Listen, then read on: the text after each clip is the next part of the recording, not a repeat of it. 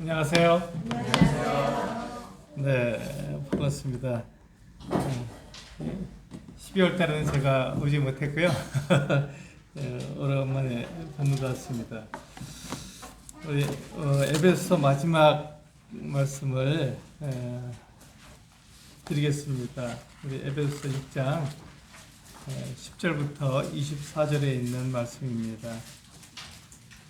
이게 이제 에베소서를 우리가 마지막으로 보면서 우리가 생각해야 될 부분이 있습니다. 왜 바울은 에베소에 있는 성도들에게 이 편지를 썼을까 하는 생각을 해야 됩니다.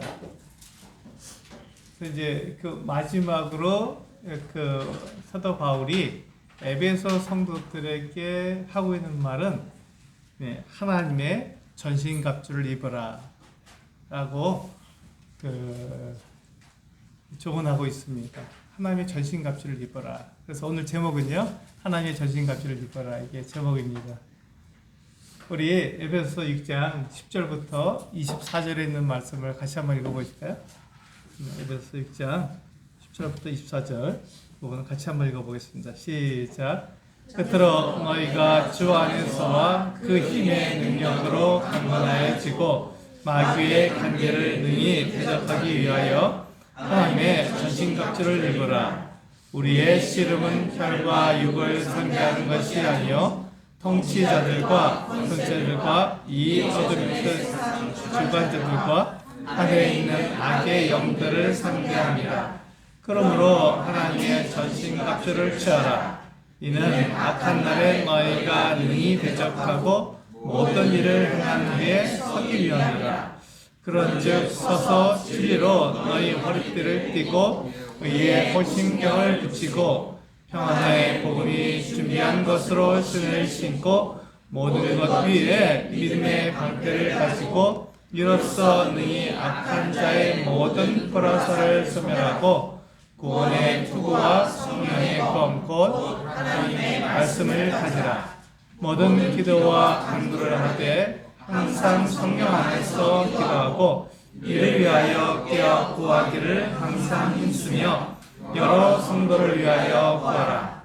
또 나를 위하여 구할 것은 내게 말씀을 주사 나로 입을 열어 복음의 비밀을 담대히 알리게 하옵소서 할 것이니 이 일을 위하여 내가 쇠사슬에 매인 사신이 된 것은 나로 이 일에 당연히 할 말을 담대히 하게 하려 합니다.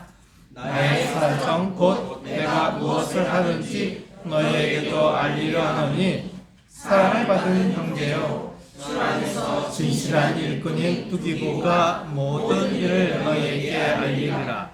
우리 사정을 알리고 또 너희 마음을 위로하기 위하여 내가 특별히 그를 너희에게 보내었노라.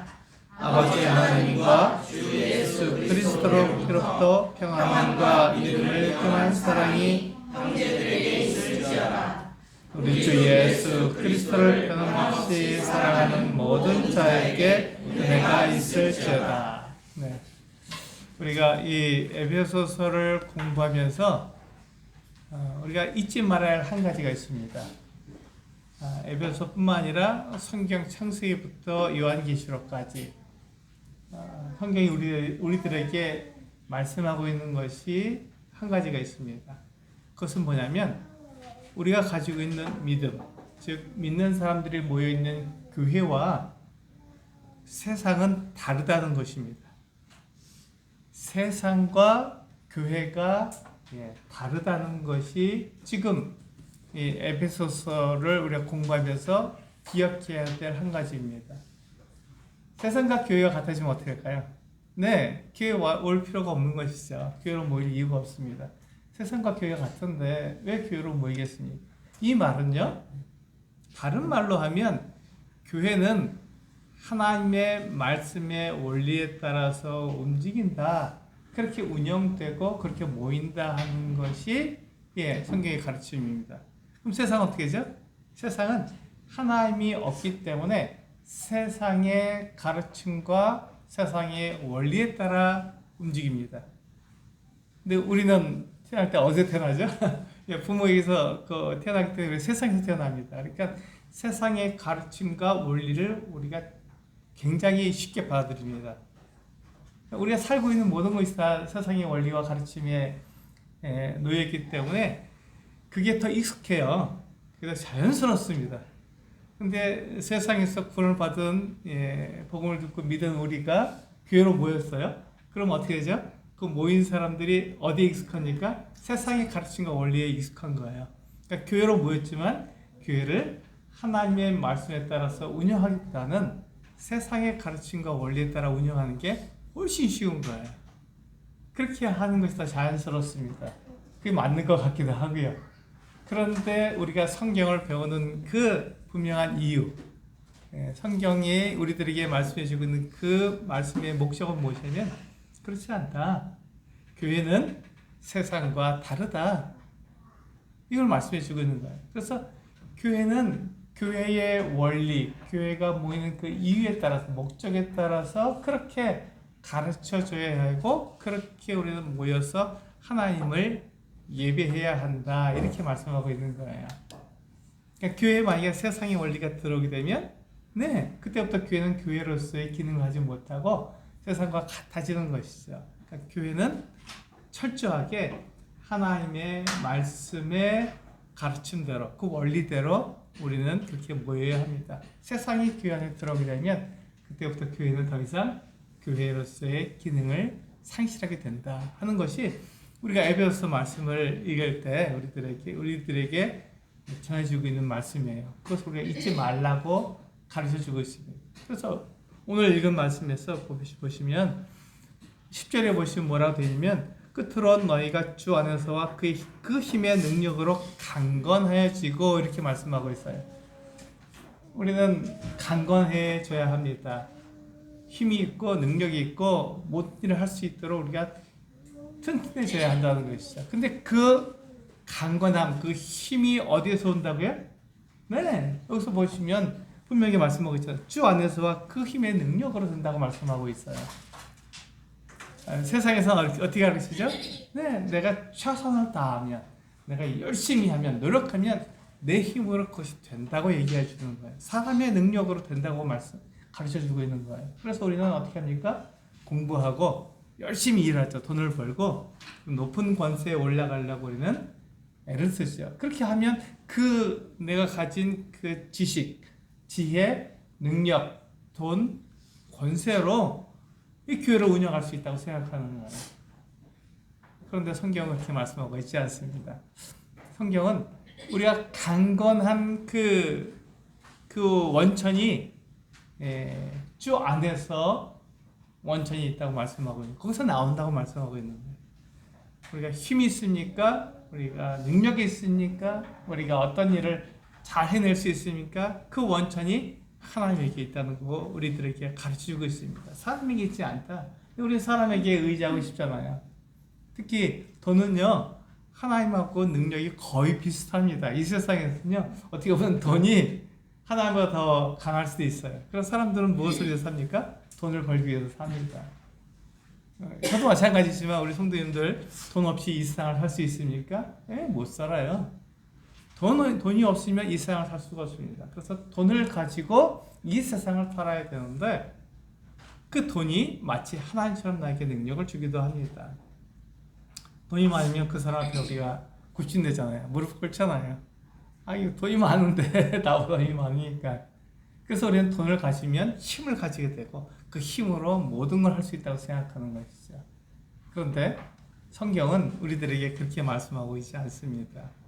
그 모든 강건함, 모든 힘의 원천은 주 안에 있다고. 우리가 주 안에 있으면 주님께서 우리들에게 힘을 주신다고 말씀하고 있는 거예요. 우리 한번 마태복음 한번 볼까요? 마태복음 6장에 보시면 여기 손을 넣으시고 여기 다시 돌아갈 거니까요. 마태복음 6장을 넘겨보시면 이게 산상수훈이죠. 산상수훈에서 예수님께서 말씀하고 있는 부분인데 마태복음 6장 24절에서 25절 두 구절을 보시겠습니다.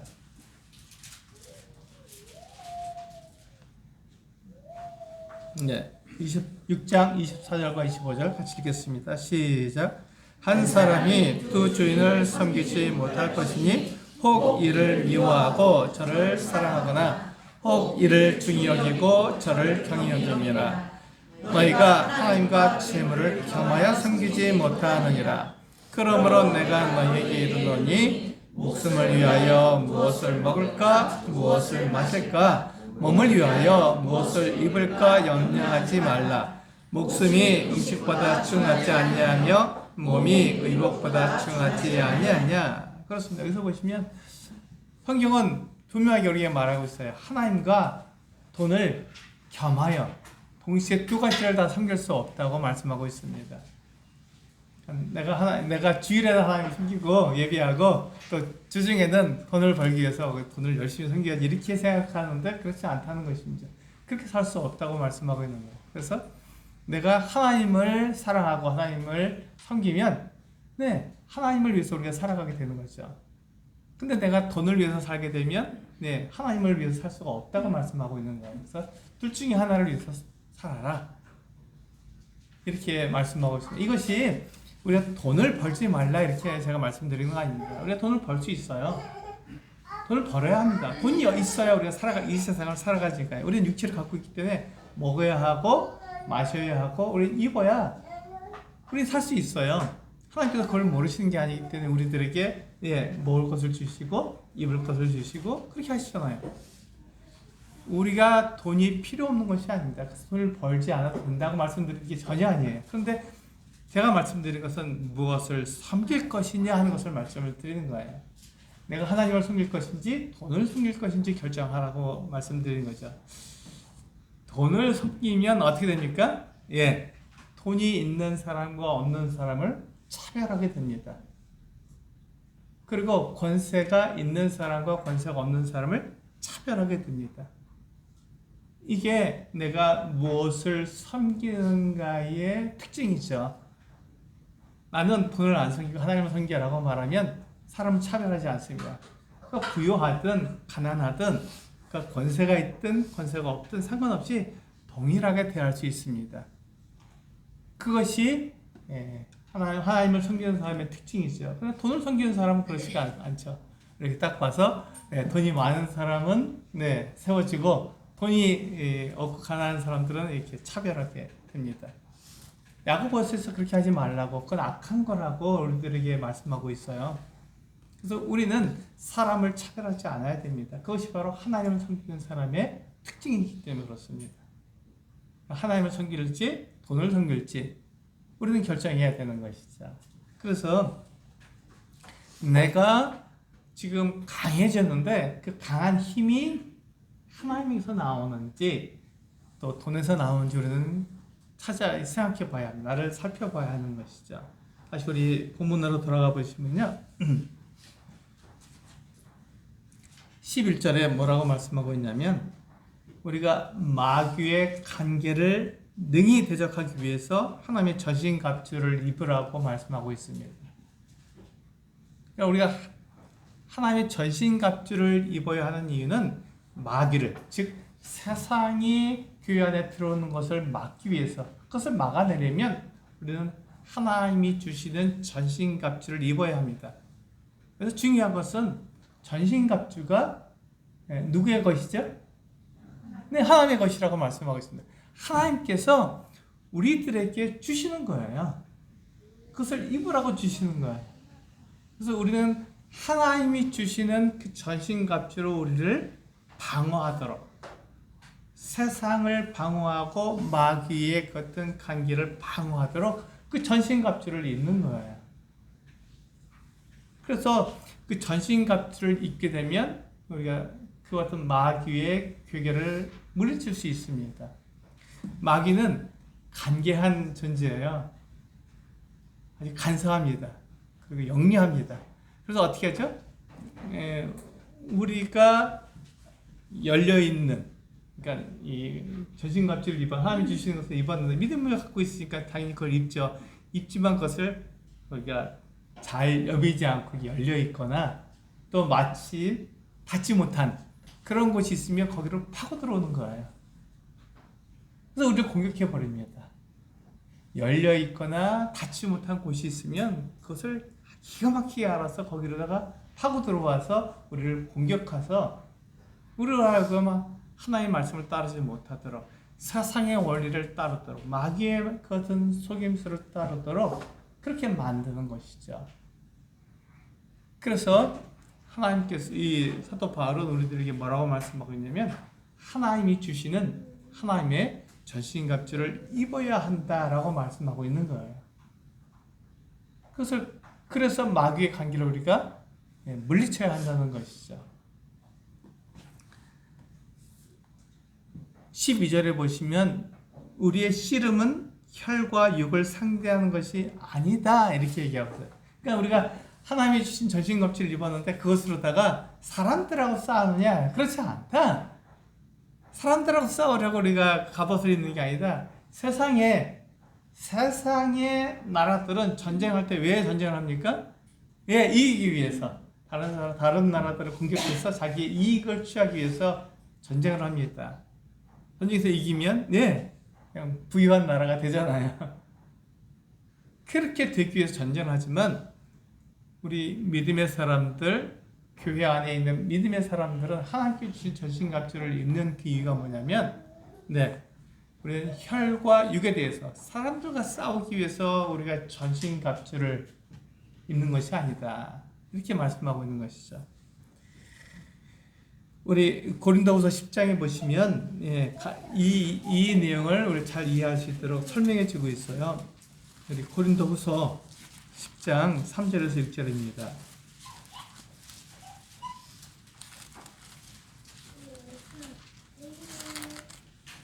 네, 고린도후서 10장 3절에서 6절까지 있는 말씀을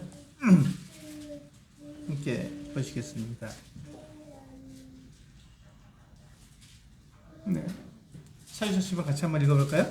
고린도후서 10장 3절에서 6절입니다. 시작. 우리가 육신으로 행하나 육신에 따라 싸우지 아니하노니 우리의 싸우는 무기는 육신에 속한 것이 아니요 오직 어떠한 견고한 진도 무너뜨리는 하나님의 능력이라.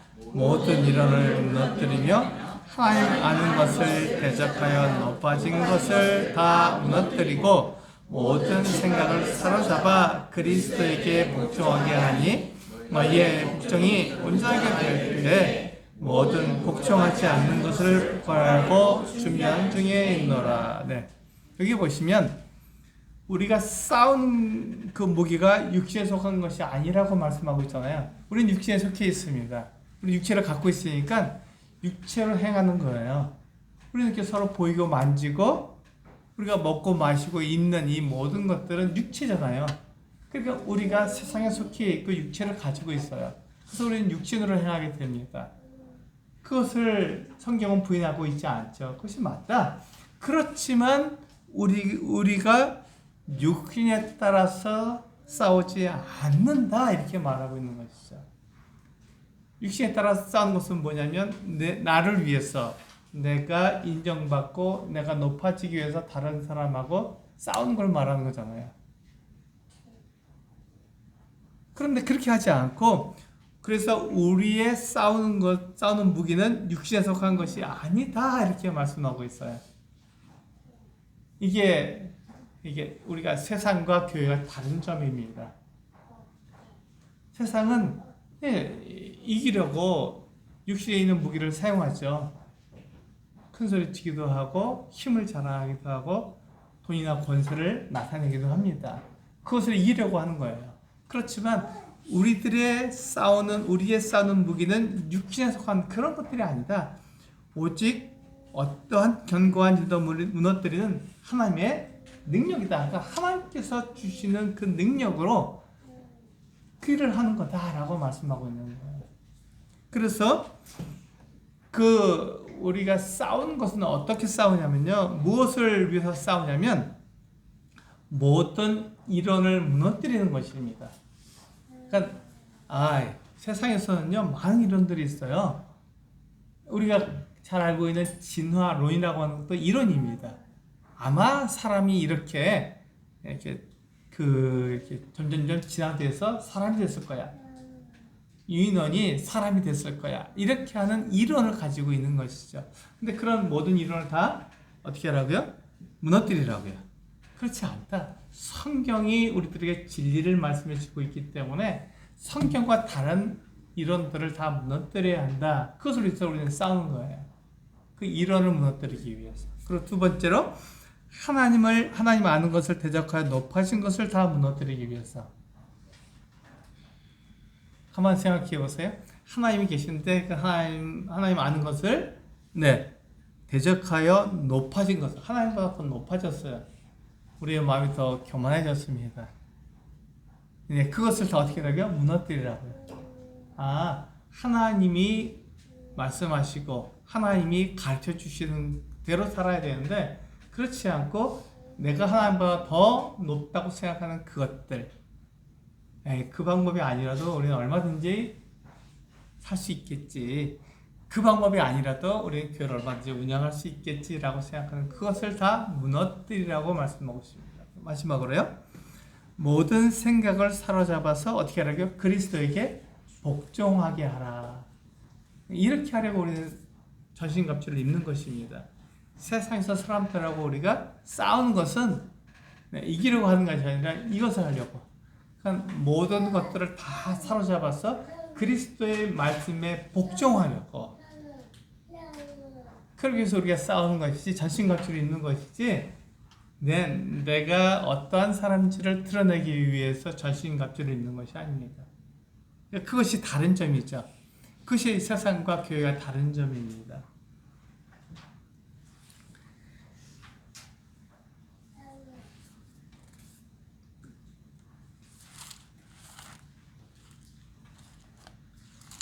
우리 본문에 보시면요. 이렇게 말씀하고 있어요.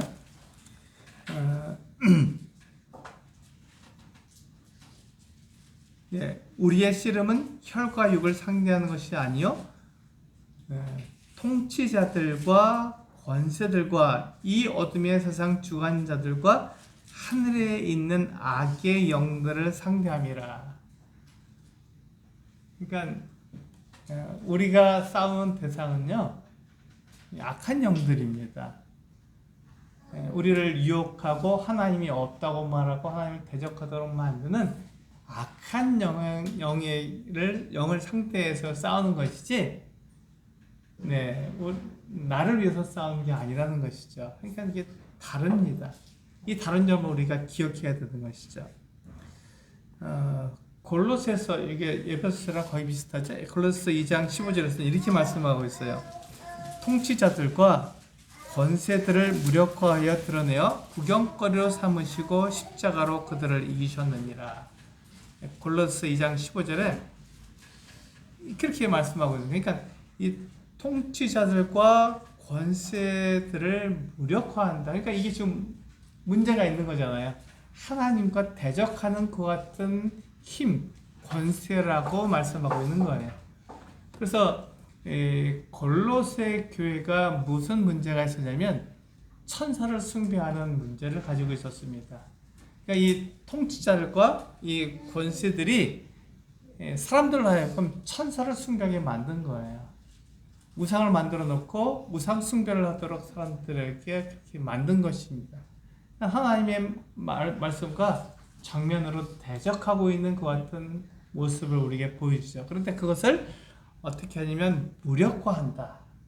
그래서 그것을 드러낸다. 그들이 진짜 모습이 무엇인지 말로는 만약에 하나님을 섬기는 것처럼 보여주지만 그들의 진짜 모습은 하나님으로부터 우리를 멀어지게 만드는 것이다 하는 것을 드러내 보여주는 것이죠. 그리고 그것을 어떻게 이기셨냐면 십자가로 이기셨다고요. 십자가는 패배처럼 보이잖아요. 십자가는 뭐냐면요, 사형틀이거든요. 하나님의 아들이신 예수님께서 그 사형틀에 힘없이 매달려 버린 거죠. 그래서 죽으신 거예요. 그러니까 마치 실패처럼 보이고 그것이 세상에게 지는 것처럼 보이지만 성경에서는 뭐라고 말씀하시냐면 십자가로 그들을 이기셨다고 말씀하고 있는 거예요. 그렇게 하나님과 반대되고 세상의 원리를 따르라고 말하고 천사를 우상을 숭배하라고 말하는 사람들이 십자가에 의해서 졌다고 말씀하고 있는 것이죠. 십자가가 그들을 이기셨다고 말씀하고 있는 거예요. 그들을 다 드러내 보이니까 결국은 아무것도 아니죠. 결국은 아무것도 아니라는 것을 알게 돼서 십자가로 그들을 승리하신 게 예수 그리스도십니다. 그래서 우리 13절에 보시면요. 그러므로 하나님의 전신갑주를 취하라. 네. 하나님의 전신갑주를 우리가 하나님께 주셨으니까 그걸 받아야 합니다. 그거 필요 없어요. 하나님, 내 힘으로 또, 내 능력으로 또 얼마든지 할 수 있어요. 마귀 그까짓 건 내가 얼마든지 이기죠. 네, 그렇지 않다는 것입니다. 하나님께서, 그러면 우리에게 왜 전신갑주를 주시겠어요? 하나님께 주시는 전신갑주를 내가 받아서 그것으로 마귀를 대적하라고 말씀하고 있는 것이죠. 결코 마귀는 우리의 힘으로, 우리의 능력으로 이길 수 있는 존재가 아닙니다.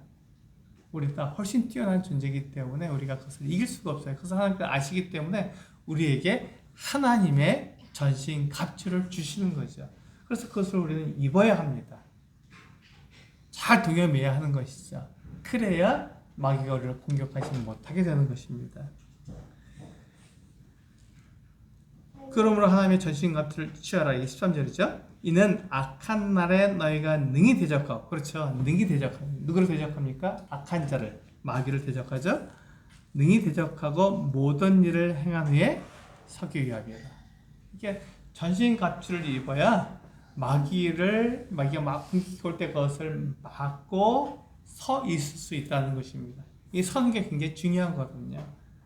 서는 게 굉장히 중요합니다. 그래서 14절에서 이제 우리 전신갑주에 대해서 하나하나 설명해 주시는데, 제일 먼저 하는 게 뭐냐면, 그런즉 서서 이렇게 말씀하고 있어요.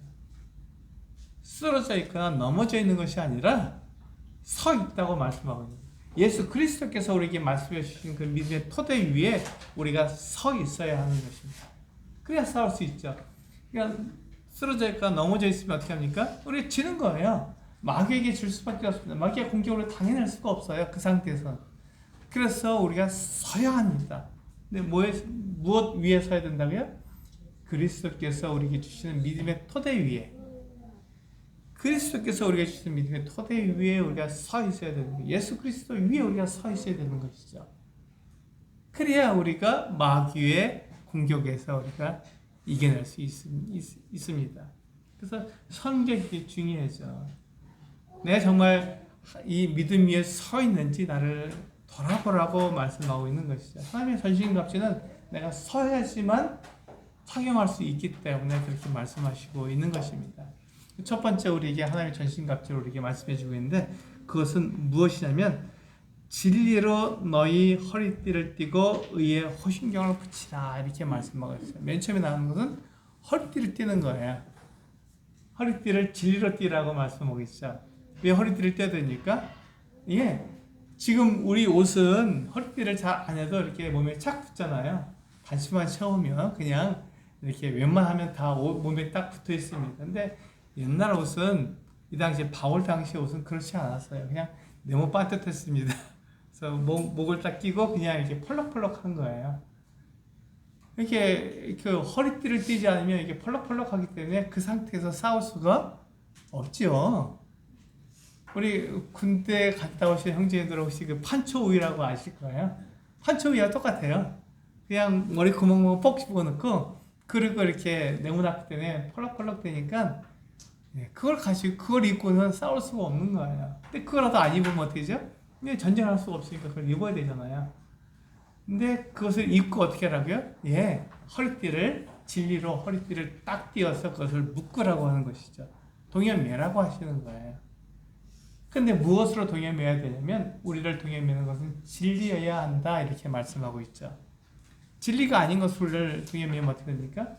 우리가 올바로 낼 수가 없는 거예요. 진리가 아닌 세상의 그 가르침으로 우리를 동여매려고 그러면 동여매지가 않는 것이죠. 묶여지지가 않는 거예요. 여전히 펄럭대고 있는 것입니다.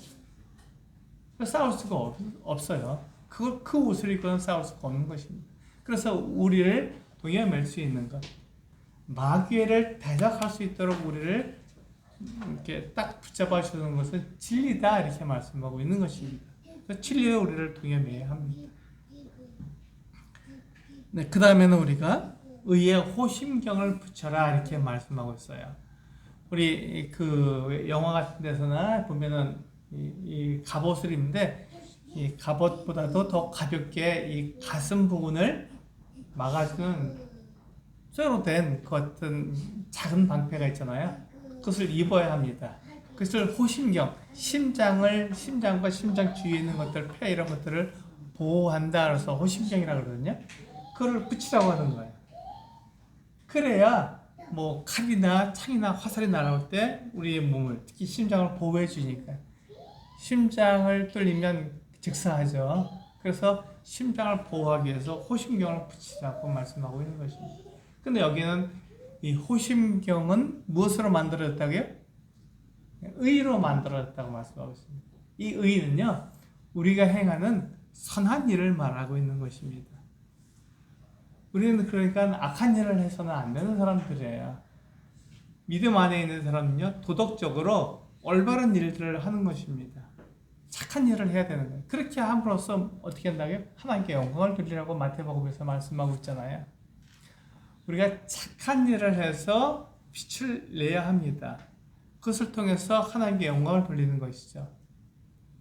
만약에 내가 악한 일을 한다면 하나님께 영광을 돌릴 수가 없어요. 악한 일을 하면서 우리의 양심, 우리의 심장이 보호될 수가 없는 것입니다. 그래서 나를 보호하고 나를 지키려면은 내가 착한 일을 해야 하는 것이죠. 우리는 착한 일을 할 때 우리는 양심에 안전해지는 것입니다. 그래서 성도들은요, 구원받은 거듭난 이 성도들은요, 우리는 착한 일을 합니다. 악한 일을 하지 않습니다. 말도 선한 말을 하고 행동도 선한 일을 합니다. 이게 세상은 그렇지가 않잖아요. 강한 말을 하고 못된 말을 해야 사람들이 나를 무섭게 여기고 그렇게 나에 대해서 인정해준다 생각하기 때문에 그렇게 막 험한 말을 하고 그렇게 하는데 그것은 교회와 세상이 다른 점을 우리들에게 보여주고 있는 것이죠. 그래서 예수 그리스도 하나님을 믿는 사람들은요, 착한 일을 해서 우리의 양심을 보호해야 합니다. 그것이 의의 호심경입니다. 그리고 15절에 가면요, 평안의 복음이 준비한 것으로 신을 신으라고 말씀하고 있습니다. 군인들은요, 모든 환경에 노출되어 있습니다. 저도 군에서 군사 역할을 했기 때문에 이 신발이 얼마나 중요한지 알고 있습니다. 군화를 신지 않고 바깥에 나가면요, 어떤 일을 당할지 몰라요. 싸울 수가 없습니다. 전쟁을 준비할 수가 없는 거예요. 이 군인들은요, 산에도 올라가야 되고 물에도 들어가야 되고 지덕탕에도 들어가야 되고 별일을 다 합니다. 군화가 그 모든 것들을 다 막아주는 거예요. 그래서 발을 보호해 줍니다. 근데 발을 보호해 주지 않으면, 신발이 발을 보호해 주지 않으면 아파서 더 이상 할 수가 없는 것이죠. 전쟁할 수가 없습니다. 그래서 이 평안의 복음이 준비한 것으로 신을 신으라고 말씀하고 있습니다. 평안의 복음이 준비한 것으로 신을 신으라고 우리들에게 말씀해주고 있는 거예요. 우리는 복음을 전하기 위해서 우리는 가야 합니다. 복음을 다른 사람에게 우리가 평안의 복음을 내가 신을 신었으니까 이 신발을 신고 우리는 나가잖아요. 그런데 우리 다른 사람에게 복음을 전할 수 있습니다. 중요한 것은 뭐냐면 이 준비됐다는 말이 나를 준비시킬 수 있는 것이죠. 복음으로 내가 다른 사람에게 전할 준비가 될 뿐만 아니라 내가 누구인지를 돌아볼 수 있도록 그렇게 말씀하고 있는 것이죠.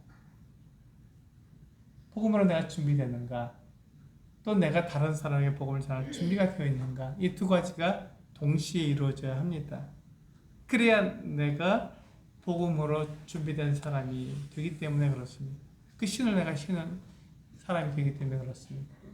이것이 없으면요, 우리는 금방 아파서 전쟁을 할 수가 없습니다.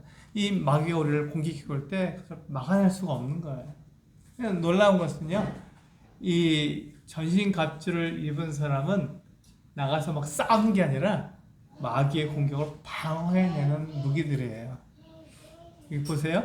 여기에는 전신갑주는요, 나가서 싸워서 이기라고 하는 무기가 아니라 그 방어하는 무기들이라는 것을 우리는 알 수 있습니다. 복음의 평안의 복음이 준비한 것으로 신을 신는 것도 마찬가지. 내가 그것을 막아내려면 마귀의 같은 공격을 막아내려면 복음으로 내가 준비되어야 하고 복음을 내가 다른 사람에게 전해줄 수 있도록 준비되어야 하는 것이죠. 그것이 없이는 마귀의 공격을 우리가 이겨낼 수가 없습니다. 16절에 보시면 모든 것 위에 믿음의 방패를 가지라고 말씀하고 있습니다.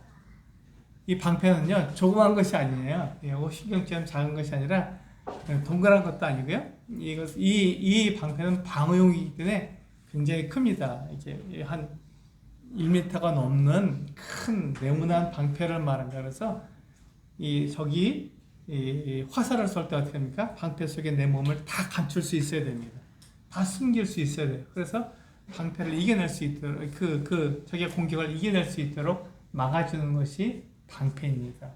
그래서 로마의 군사들을 보면요, 잘 훈련된 사람들은 뭐냐면 방패를 가지고 이렇게 진을 짓기도 하고 이렇게 머리 위에 이렇게 세우기도 하고 해서 적들이 아무리 화살을 쏘고 그렇게 해도 그걸 다 막아낼 수 있도록 방패를 사용하는 방법을 배우게 됩니다.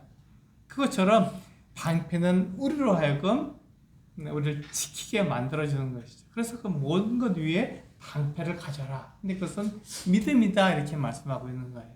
그것은 믿음이다. 우리가 믿음이 있을 때 우리를 보호할 수 있다라고 말씀하고 있는 것이죠. 이 방패가 하는 일은 뭐냐면 그뒤에 보면 이것으로 이 방패로 뭐를 하라고요? 능히 악한 자의 모든 불화살을 소멸하라 이렇게 말씀하고 있죠. 능히 악한 자가 쏘는 불화살을 이 방패로 막을 수 있다 이렇게 말씀하고 있는 거예요. 근데 그 악한 자가 우리를 유혹하고 우리를 속이고 그렇게 할 때 그것을 이길 수 있는 것은 하나님이 계시며 하나님이 심판하시는 분이라는 것을 믿는 믿음밖에 없습니다. 히브리서 11장 6절을 보면은 하나님께 나아간 자는 반드시 그가 계신 것과 그가 자기를 찾는 자들에게 상 주신이심을 믿어야 할지니라 이렇게 말씀하고 있잖아요. 하나님이 계시고 하나님이 심판하신 분이라는 것을 우리는 믿어야 한다고 말씀하고 있는 것이죠. 그게 믿음입니다. 그것이 있을 때 사탄이 마귀가 우리를 공격해 오는 것, 우리를 유혹하고 우리 귀에 속삭이는 모든 것들에 대해서 막아낼 수가 있다는 것입니다. 그래서 하나님의 전신갑주를 입어야 한다고 우리들이 말씀해 주고 있는 것이죠.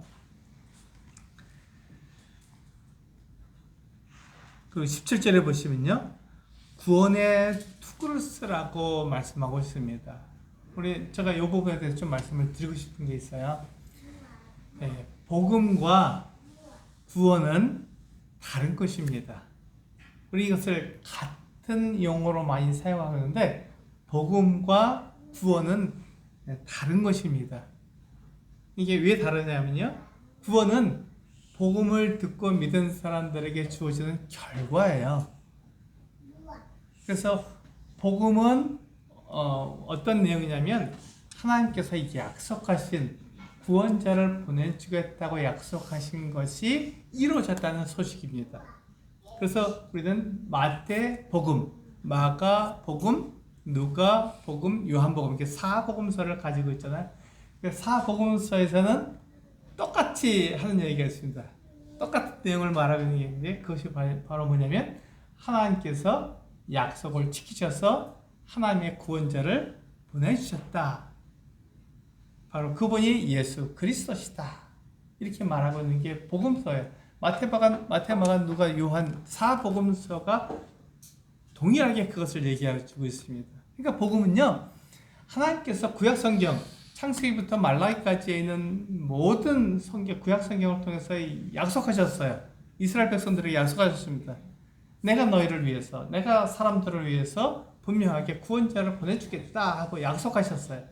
그것이 복음서에서 이루어졌다. 내가 약속한 그 구원자가 정말 이 세상에 왔다 라고 말하는 것이 복음, 좋은 소식, 기쁜 소식이죠.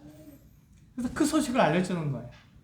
아, 예수께서 하나님의 아들이시구나. 그분이 그 하나님께 약속하신 그 구원자, 그 메시아가 맞구나 하는 것이 복음입니다. 그래서 예수 그리스도를 믿는 거예요. 그 복음을 듣고 우리가 믿는 것은 야, 예수께서 하나님께서 약속하신 그 그리스도, 그 메시아, 그분이 내 죄를 다 용서해 주시는 그분이구나 하는 것을 우리가 믿는 것이죠. 복음을 듣고, 그 복음은 하나님께 약속하신 그 구원자가 오셨다는 것이 복음이고, 그것을 믿는 것은 우리의 믿음입니다. 그럼 구원은 뭐죠?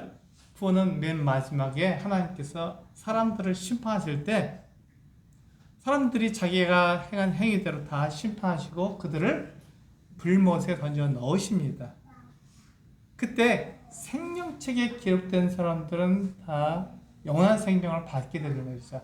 그 불못에서 건짐을 받게 되는 것, 그것을 구원이라고 말합니다.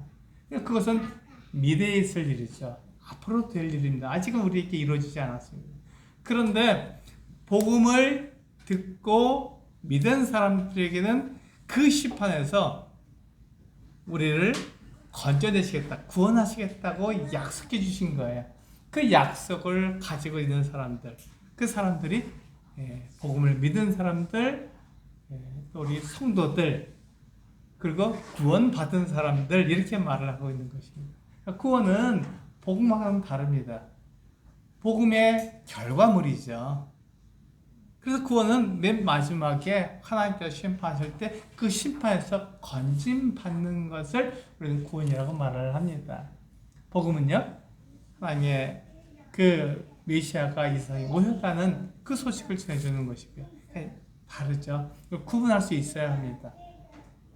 그래서 너 구원받은 이가 아니라 너 예수 그리스도를 믿었니? 라고 말하는 것이 잘 말씀하세요. 구원받은 이라고 말해도 틀린 건 아니에요. 하지만 구원은 맨 마지막에 이루어질 일이기 때문에 그 약속을 내가 받아들인 것 뿐입니다. 그 약속을 내가 가지고 있는 것이죠. 하나님께서 복음을 전해줬을 때 그 복음을 내가 듣고 믿었을 때 그 약속이 나에게 주어진 것이죠. 우리 디모데전서 4장 말씀을 보시겠습니다. 디모데전서 4장 말씀을 보시면 이렇게 말씀하고 있어요. 1절과 2절에 보시면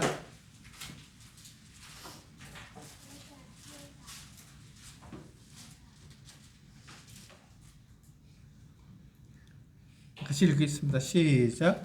그러나 성령이 밝히 말씀하시기를 후일에 어떤 사람들이 믿으면서 떠나 미혹하는 영과 귀신의 가르침을 따르리라 하셨으니 자기 양심이 화인을 맞아서 외식함과 거짓말을 하는 자들이라. 그렇습니다. 여기 보시면요, 이 화인을 맞게 되면, 불화살을 맞게 되면 그 사람들이 어떻게 하냐면 양심이 묻혀졌기 때문에 한번 우리 피부가 불로 이렇게 지짐을 당하면 어떻게 되죠? 거기는 감각이 없잖아요. 무뎌지거든요. 똑같습니다. 그래서 마귀가 쏘는 불화살을 맞고 우리 양심이 무뎌지게 되면 양심에 화인만 있다 그랬어요. 그래서 불화살을 맞아서 양심이 무뎌지게 되면 감각이 없으니까 어떻게 되죠? 쉽게 거짓말을 합니다. 양심이 무뎌졌기 때문에 거짓말해도 문제가 되지 않는 것이죠. 그 사람이 믿음의 방패를 가지고 불화살을 막아내느냐, 그 사람이 구원의 소망을 갖고 있는 사람이냐 하는 것의 차이점은 뭐냐면, 우리가 그걸 구분할 수 있는 건 뭐냐면, 그가 거짓말을 하느냐 그렇지 않느냐를 가지고 우리는 알 수 있습니다. 만약에 거짓말을 하는 사람이라면 그는 양심에 불화살을 맞은, 양심이 화인 맞은 사람입니다. 이렇게 말을 하고 저렇게 말을 바꿔도 전혀 문제가 안 되는 거예요. 이럴 땐 이렇게 말하고 저럴 땐 저렇게 말해도 내가 성공만 한다면, 세상의 사람들에게 인정을 받을 수만 있다면, 교회가 커질 수만 있다면 그게 뭐가 문제냐 이렇게 얘기하는 것이죠. 그러나 그렇지 않다는 것입니다. 교회와 세상은 다르다는 것이죠. 달라야 하고요. 그래서 세상은 하나님의 원리대로 하나님의 말씀대로 가르쳐지고 그렇게 운영되어야 한다. 이렇게 말씀하고 있는 것입니다. 그게 바로 지금 에베소서에 우리에게 반복적으로 말씀하고 있는 거거든요. 그래서 우리가 구원의 투구를 쓴다는 것, 이게 우리 복음에 이거 본문에서 분명히 이렇게 말씀하고 있잖아요. 네, 17절에서 구원의 투구를 쓰라고요. 그래서 우리의 소망을 하나님께 두어야 합니다. 예수 그리스도를 바라봐야 하는 거예요.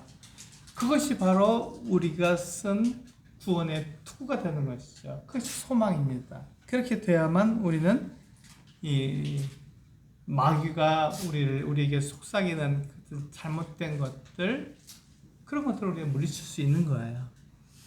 마지막으로 성령의 검, 곧 하나님의 말씀을 가지라, 이렇게 말씀하고 있어요. 마귀를 대적하는 가장 좋은 무기는요, 이 하나님의 말씀입니다. 마귀가 이것으로 우리를 넘어뜨리려고 하잖아요. 예수님도요, 마귀에게 시험을 받으실 때 40일 동안 금식하시고 이제 3가지로 마귀에게 시험을 받으실 때 공히 하나님의 말씀을 가지고 마귀의 시험을 이기셨어요. 그 말씀으로 마귀를 막 공격하셨나요? 그렇지 않고 마귀가 공격하는 것을 말씀으로 방어하신 거예요. 그러니까 하나님의 말씀은요, 그 마귀의 공격을 막아내는데 사용하는 것이 마귀를 공격하기 위해서 사용하는 것이 아닙니다. 예수 그리스도는 명령할 수 있어요. 그 마귀에게 명령할 수도 있고 더 이상 시험하지 말라고 말씀하실 수도 있어요. 근데 그렇게 하지 않으시고 마귀의 공격을 다 하나님의 말씀으로 막아낸 것이죠. 우리가 그리스도인들은 동일합니다. 우리 하나님의 말씀을 가지고 있어야 되는 것이죠. 그래서 마귀가 우리를 시험할 때 하나님의 말씀은 그렇지 않아. 하나님이 이렇게 말씀하셨어 라고 말해줄 수 있어야 됩니다. 그것도 맞는 것 같네? 그것도 괜찮네? 이렇게 생각하면 큰일 나는 것이죠. 그래서 우리의 조상인 하와가 이 뱀의 유혹에 넘어간 게 바로 그거잖아요. 그것도 괜찮네? 보암직도 하고 먹음직도 하고 치르게 할 만큼 탐스러운 열매처럼 보이는 것이 그 하와가 가진 뱀의 유혹을 들었을 때 그 같은 생각을 하게 된 거거든요. 마찬가지로 우리들에게 하나님의 말씀이 없으면 사단이 우리를 유혹하고 사단이 이렇게 말을 할 때 그렇게 해도 되겠구나 라고 생각하는 오류에 우리가 넘어질 수 있습니다. 그래서 이 하나님의 말씀을 우리가 가지고 있다면 그 말씀에 정확하게 그 말씀을 따라서 마귀를 이겨낼 수 있는 것이죠. 18절부터는 이제 말씀이 바뀌어서 전신갑주에서 벗어나서 이제 바울에 대한, 자기 자신에 대한 이야기를 하게 됩니다. 근데 성도들에게 뭐를 얘기하고 있냐면요, 모든 기도와 간구를 하되 항상 성령 안에서 기도하라고 말씀하고 있습니다. 성도들이 기도하는 데 있어서요, 우리의 그 기도 내용과 이렇게 비교해봐도 괜찮겠습니다. 성령께서는 어떤 일을 하시죠? 하나님의 뜻을 우리에게 알려주시고 우리가 하나님의 말씀대로 살아갈 수 있도록 우리를 도와주시는 분이에요. 그러니까 성령님 그러면요, 우리를 도와주시는 분이다. 근데 우리가 이 세상에 살도록 도와주시는 것이 아니라 우리가 하나님의 말씀을 따라가도록 도와주시는 분이에요. 다시 말씀드리지만 성령님은요, 우리가 하나님의 말씀대로 살 수 있도록 우리를 도우시는 분이 성령님입니다.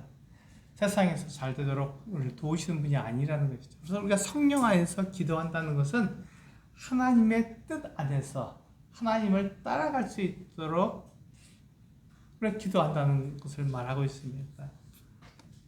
물론 우리는 그렇게 나를 위해서 기도할 수 있어요. 내가 건강하도록, 내가 일을 잘할 수 있도록, 또 돈을 벌도록 기도할 수 있어요. 그거 잘못된 것이 아니에요. 그것이 우리에게 필요하죠. 그런데 그것을 내가 건강한 목적, 내가 돈을 버는 목적이 무엇이죠? 하나님을 섬기기 위해서입니다. 하나님을 섬기기 위해서 우리가 건강도 하고 돈도 버는 것이지. 근데 그렇지 않다면 우리 세상하고 똑같은 거예요. 내가 그래서 돈을 섬기는지 하나님을 섬기는지가 여기서 구분된다고 말씀드렸잖아요. 내가 하나님을 섬기는 사람이라면 모든 것이 하나님을 섬기기 위해서 필요한 것이지 내가 잘 되기 위해서 그것을 필요로 한 것이야. 그래서 기도할 때 하나님 내가 건강하도록 나를 도와주세요. 기도할 수 있습니다. 그런데 그 목적이 뭐죠? 하나님을 섬기기 위해서.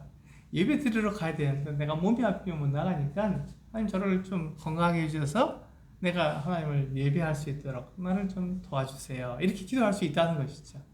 그건 굉장히 아름다운 것입니다. 내가 몸이 아프니까 나를 건강하게 해주셔서 내가 좀 편하게 살 수 있도록 도와주세요. 그것도 나쁜 건 아니지만 그러나 그렇게 하는 것은 나를 위한 기도가 되는 거죠. 성령 안에서 기도하라고 바울은 말씀하고 있는 것입니다. 그래서 이를 위하여 깨어 구하기를 항상 힘쓰며 누구를 위해서 기도하라고요? 여러 성도들을 위해서 구하라 이렇게 말씀하고 있어요. 우리가 알고 있는 성도들을 위해서 구해야 합니다. 근데 어디서 어떻게 구하라고요? 성령 안에서 구하라고요. 그들이 하나의 말씀에 순종하도록 복종하도록 우리는 기도해야 하는 것입니다. 그때 바울은 뭐라고 말하냐면 19절에 보니까 또 나를 위하여 구할 것은 이제 드디어 바울 자신을 위해서 기도하라고 말씀하고 있잖아요. 내게 말씀을 주사 나로 입을 열어 복음의 비밀을 담대히 알리게 하옵소서 할 것이니 이렇게 말씀하고 있어요. 바울은 지금 어떤 사람입니까? 지금 감옥에 갇힌 사람이에요. 뭐 때문에 갇혔습니까? 예수 그리스도를 전하다가 붙잡혀서 이제 감옥에 갇힌 사람이에요. 그러니까 사슬에 매였습니다.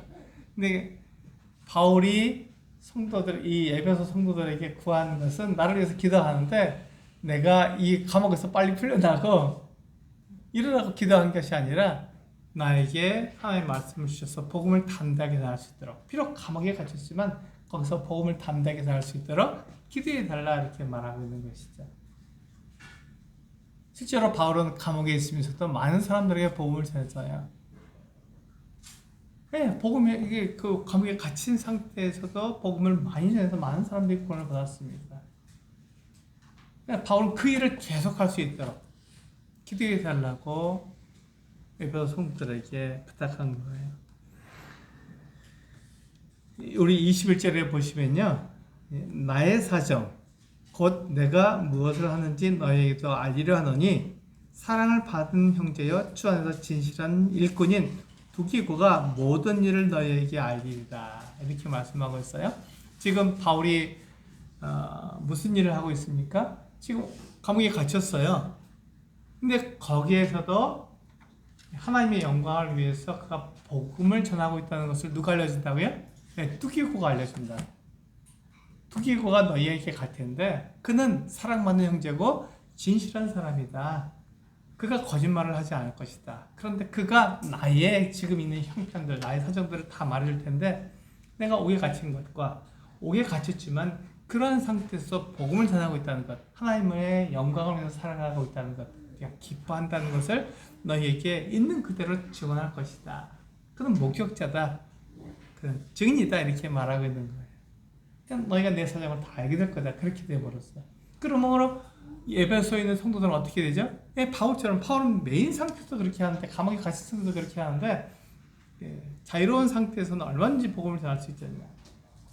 하나의 전신갑주를 입고 마귀의 대적을 방어하면서 복음을 전해야 된다. 이렇게 말하고 있는 것입니다. 대단하죠. 그게 교회와 세상의 차이점입니다. 어떤 형태에 있든지 우리는 복음을 전할 수 있는, 제가 말씀드렸죠. 복음은 하나님께서 그 약속을 지키셨다는, 그래서 구원자가 오셨다는, 예수께서 바로 그 하나님의 아들이라는 소식을 사람들에게 알려주는 거예요. 그렇게 했을 때 그것을 믿는, 예수 그리스도를 믿는 사람들이 하나의 심판에서 벗어나게 되는 것이죠. 그래서 그것을 우리는 구원이라고 말합니다. 그래서 복음을 전해야 됩니다. 예수 그리스도가 하나님의 아들이심을 전해야 되는 것이죠. 네. 22절에 보시면 우리 사정을 알리고 또 너희 마음을 위로하기 위하여 내가 특별히 그를 너희에게 보내었노라. 네. 두기고가 그것을 다 알려주고 또 에베소 성도들을 위로하겠다 이렇게 말한 것이죠. 23절을 보면요, 이제 이 에베소 서신을 마무리합니다. 이제 마치는 말을 하고 있는 거예요. 마치는 말을 할 때 뭐라고 얘기하냐면 똑같은 말을 합니다. 아버지 하나님과 주 예수 그리스도로부터 평안과 믿음을 겸한 사랑이 형제들에게 있을지어다. 이렇게 마지막 인사를 하고 있는 거예요. 그러니까 나를 좀 이렇게 감옥에서 건져서 내가 자유롭게 살 수 있도록 도와주러 이렇게 기도하는 것이 아니라 하나님께로부터 오는 그 평안과 사랑이 우리 형제들에게 있을지어다 이렇게 기도한 것이죠. 그러니까 바울은 하나님밖에 모르는 사람이었습니다. 그냥 하나님이 전부였으니까 기어 살면서 하나님을 섬기는 게 가장 중요했기 때문에 그러면 하나님께서 그를 보호하시기도 하고 그게 필요한 것을 주시기도 하고 그렇게 하기 때문에 하나님을 섬기는 것이 그에게 가장 중요했던 것이죠. 마지막에 24절에서 우리 주 예수 그리스도를 변함없이 사랑하는 모든 자에게 은혜가 있을지어다 이렇게 말하고 있습니다.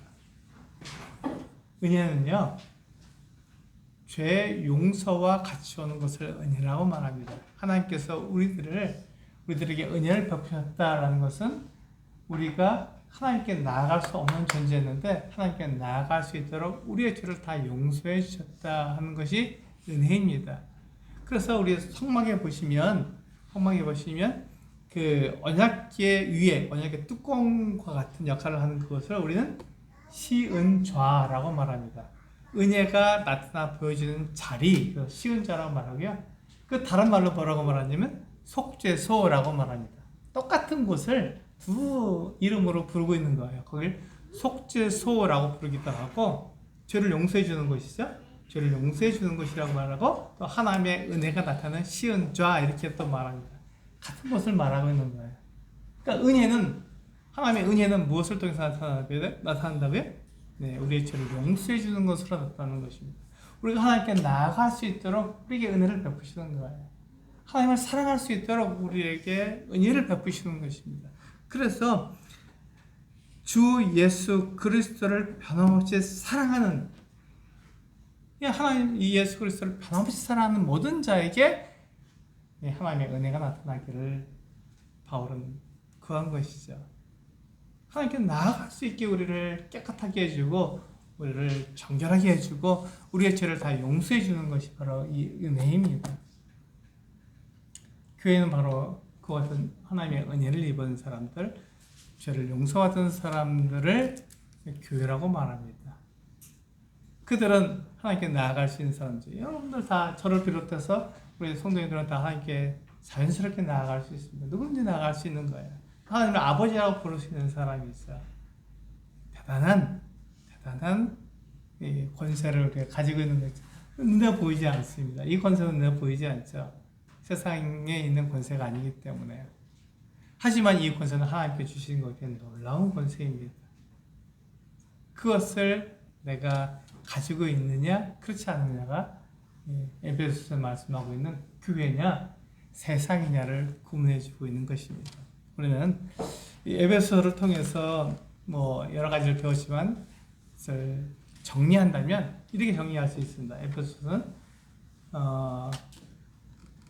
그리스도의 몸의 지체인 교회다 이렇게 말하고 있는 것이죠. 우리는 그리스도를 머리로 두고 있는 그리스도의 몸을 이루고 있는 지체들이다 이렇게 말하고 있는 것입니다. 그래서 예수님께서 뭐라고 말씀하셨냐면 그리스도께서 교회를 사랑하시고 위하여 자신을 주심 같이 하라. 이는 곧 물로 씻어 말씀으로 깨끗하게 하사 거룩하게 하시고 자기 앞에 영광스러운 교회로 세우사 티나 주름 잡힌 것이나 이런 것들이 없이 거룩하고 흠이 없게 하려 하심이라. 이것을 잊지 말아야 합니다. 예수 그리스도께서 우리를 교회로 삼으신 이유는 하나님을 섬길 수 있도록 우리를 부르신 것입니다. 그래서 우리가 티나 주름 잡힌 것이나 이런 아무것도 그런 얼룩들이 없이 깨끗하게 하나님을 섬길 수 있도록 우리를 부르신 거예요. 그렇게 만들어 주셨습니다. 그게 바로 은혜죠. 그게 바로 죄 용서입니다. 그래서 예수 그리스도께서 교회를 사랑하셨다면, 네, 우리들도 역시 예수 그리스도를 닮은 우리들도 이 교회를 사랑해야 합니다. 성도를 사랑하는 것이죠. 그래서 우리 자신을 성도들을 위해서 내어주는, 사랑하는, 하나님을 사랑하고 교회를 사랑하는 우리 영익교회 성도들 되시기 원합니다. 네, 이상으로 에베소 말씀을 마치겠습니다. 감사합니다. 기도하시고 마치겠습니다. 아버지 하나님, 저희들에게 이렇게 은혜를 주셔서 감사를 드립니다. 저희들을 불러주셔서 예수 그리스도의 몸에 지체로 삼아주시고, 예수 그리스도 교회를 사랑하신 것처럼 우리도 주님을 닮아서 교회를 사랑할 수 있도록 은혜를 덮으셔 주셔서 감사를 드립니다. 저희는 죄로 인해서 저희 종노릇했지만 이제는 죄에서 자유롭게 되어서 하나님을 아버지라 부를 수 있는 놀라운 신분을 저희들에게 허락해 주셔서 감사를 드립니다.